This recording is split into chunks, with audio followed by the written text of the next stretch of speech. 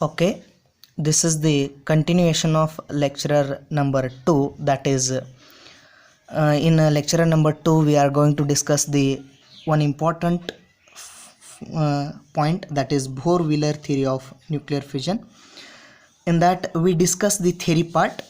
That is, initially we consider the nucleus. That nucleus is in the form of spherical shape. When we apply the force on the spherical shape nucleus, the shape of the nucleus is changes. That is, it will become converted into a ellipsoidal. Deformation is occur. Further we increase the force. Some further increase the force means, due to the external force we given to the nucleus, there is a imbalance energy is created inside the nucleus. Due to that, instabilities occur. Due to that instability, ellipsoidal shape nuclei is converted into dumbbell shape. Further, due to the increase in the deformation or imbalance or instability, the dumbbell shape nuclei split and it will converted into a two small nuclei. That equation is given by uranium 92-235 is bombarded with the neutron. Means simply we apply a force by using the neutron on the uranium 92-235 nucleus. A compound nucleus is formed. That is, deformation is occur in the shape of the nucleus. That is, instability is occur. That uranium 92-236 is very less stable. Due to that, it suddenly split into two smaller nuclei of nearly equal mass, not equal, nearly equal mass. That is beryllium 56 and krypton 36. In next, we give some important points regarding the Bohr-Wheeler theory. Initially, shape is changes or deformation occurs. That is, shape changes means surface energy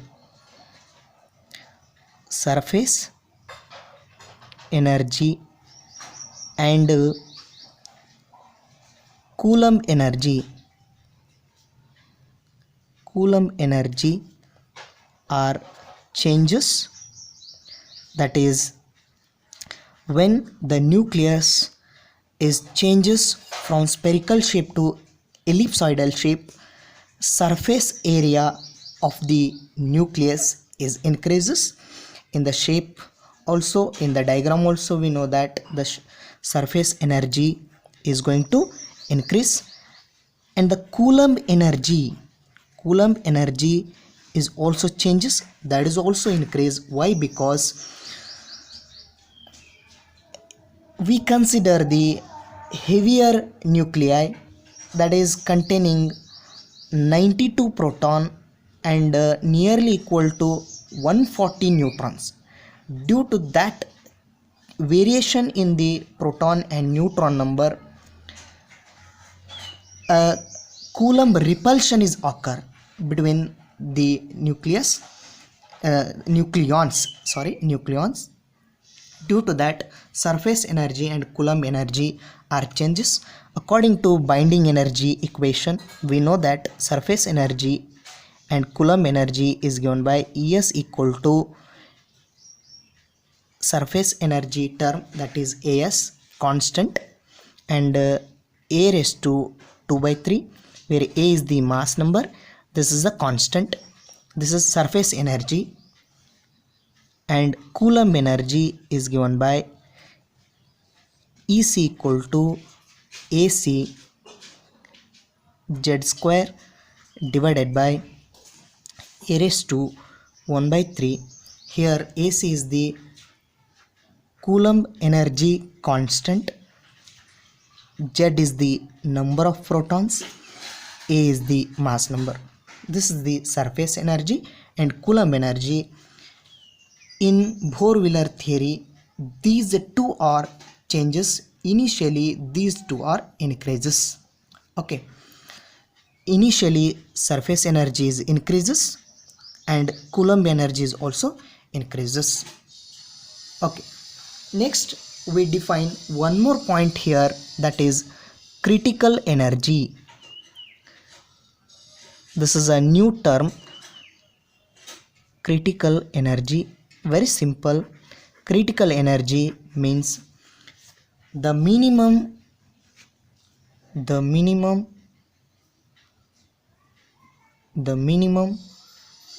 amount of energy required, the minimum amount of energy required to the fission reaction or fission process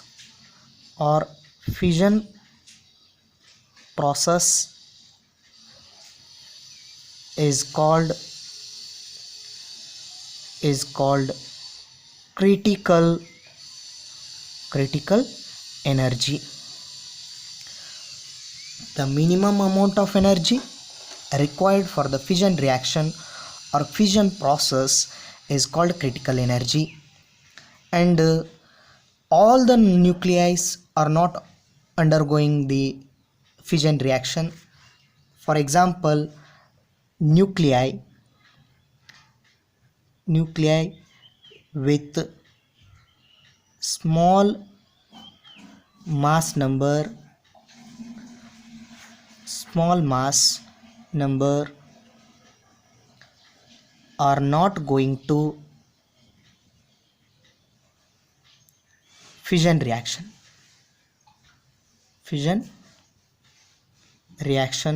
Why? Because in a smaller nuclei or the mass number is small, in such nuclei number of protons are nearly equal to number of neutrons.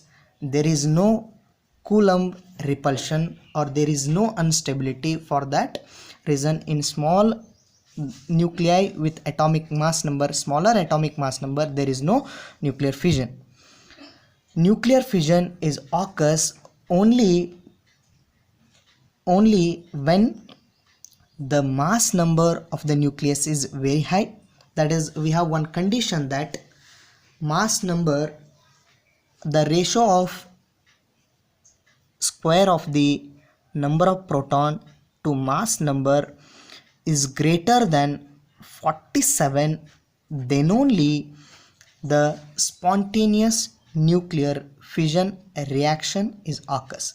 Spontaneous fission nuclear reaction means the splitting of the heavy nuclei by itself.